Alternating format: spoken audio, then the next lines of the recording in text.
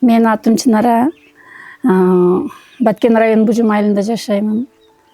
6 баланын энесимин. Мен азыр ошол бүгүнкү күндө экологиялык жол менен жашылча жемиштерди өстүрүү жолун колго алып атам. Себеби азыркы биздин келечегибиз болгон балдарыбыз, ошонун ичинде эле өзүмдүн балдарымдын ден соолугу үчүн бүгүндөн баштабасак эртең уже кеч болуп калат. Дыйканчылыкка агро тармагы өткөнүнүн себеби ошол балдарыма экологиялык жол менен өндүрүлгөн жашылча жемиштерди жедирүү менен ошонун чекесинен сатып, ошол өзүмдүн балдарымдын кем каржысыга иштетемин. Өзүм Баткен тазалык ишканасында контролер болуп иштеймин. Бизде иш свободный график, анан ошол бир эле иште иштеген менен азыр баары жок кымбат. Биздин алган айлыгыбыз бул чоң үй бүлөнүн чыгашаларын жаппайт. Ошондуктан өзүм изденүү менен 6 жылдан бери өзү баарда ушу көчөт өндүргөн маалда көчөт өндүрүп сатчу элем. Азыр жакынкы 3 жылдан бери көптөгөн окууларга катышып жүрүп, сапаттуу үрөндөрдү өндүрүп сатып, анан өзүм дагы ошол сапаттуу үрөндөрдөн эгип, мындай дыйканчылыгымдын жыйынтыгы жакшы болуп атат. Ошонун биздин азыр базардан сатып алып келип берсең, ошол эле жемиштерди баары эле химикат болуп атат. Балдардын ден соолугуна зыян, бөйрөктөрүнө, боорлоруна, тукумсуздукка алып келет деген айтылган сөздөрдөн улам эле мен азыр баш отум менен ушул экологиялык жол менен жашылча жемиштерди өндүрүүгө өттүм. Изилденип, окууларга катышып, агрономдордон, интернеттен изденип жүрүп, ошол биздин эккен жашылчаларыбызды экологиялык жол менен коргоону үйрөндүм былтыркы жылы.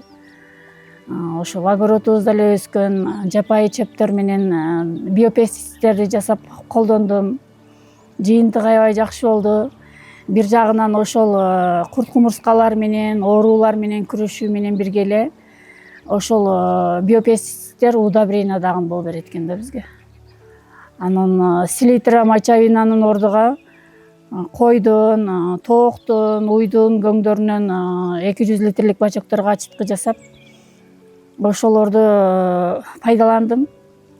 Ол биздин колдонгон химикаттар негизи жолдо эле калып кетет экен да, биз өзүбүздүн натуральный ачыткыларыбызды колдонгондо. Түшүмдүүлүгү аябай жакшы болду былтыры. Ошол болгарский помидорлорум түтөп кетти, ошол ачыткыны куйгандан кийин. Элдин акырында эле ошол помидорлорума көлөкө болуп берет деп жүгөрү таштап койгон элем. Ошол жүгөрүлөрүм 4төн салып бердилер да, жайдары эле жүгөрү. 3 метр болуп кетти окшойт, бирок 4төн кармады да. Ошону биз зерикпестен эле даяр удобрение, химикаттарды алып келип салып коюп, биринчиден жерибиздин кыртышын бузуп атабыз. Жер кайра бул химикаттарды колдоно бергенде иштен чыгат да, нык болуп эген өспөй турган болуп калат. Ошон үчүн биздин өзүбүздүн малдардын көңдөрүнө, тооктордун, даже уйлардын свежий көңдөрүнө ошол ачыткы кылып колдонсок, чөп чыкпайт. Ол 14 күн ачытылат дагы, бүтүн курт кумурскалар, чөптөр өлөт да.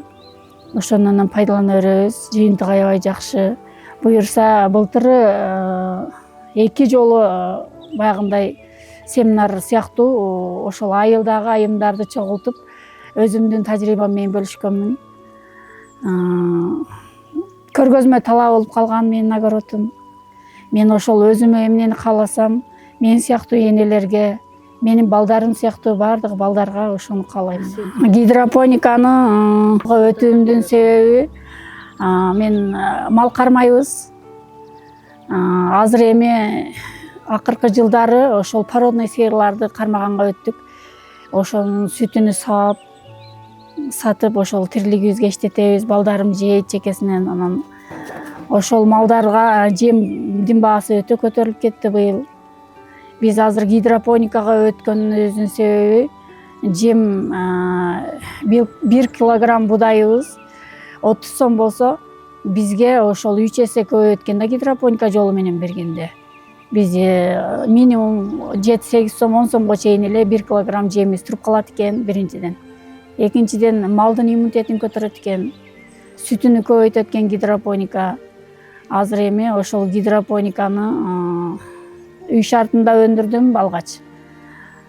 Азыр күн жылып калды деп ошол теплицанын чекесине полкаларды коюп гидропониканы дагы үзбөй өстүрсөм деп пландап атам.